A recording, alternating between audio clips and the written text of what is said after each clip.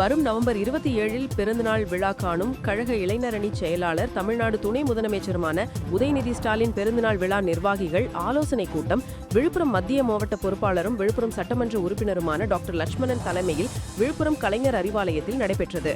அப்பொழுது பேசிய மாவட்ட பொறுப்பாளர் டாக்டர் லட்சுமணன், அவருடைய பிறந்தநாளை ஏழை மக்கள் பயன்பெறும் வகையில், இளைய சமுதாயத்தினர், மாணவ சமுதாயத்தினர் பயன்பெறும் வகையில் அவருடைய பிறந்தநாள் நிகழ்ச்சியை நாம் ஏற்பாடு செய்து நடத்திட வேண்டும். மாவட்ட கழகத்தின் சார்பில் 26ஆம் தேதி இங்கே அறிவாலயத்தில் ஒரு மாபெரும் ரத்ததான முகாம் வழக்கம்போல் ஆண்டுதோறும் ரத்ததான முகாம் நடத்தி கொண்டிருக்கிறோம். இந்த ஆண்டு மிக சிறப்பாக அந்த ரத்ததான முகாமை நடத்திட வேண்டும். இழந்த அவருடைய பிறந்தநாள் நிகழ்ச்சி மிக சீரோடும் சிறப்போடும் நடைபெற்றது.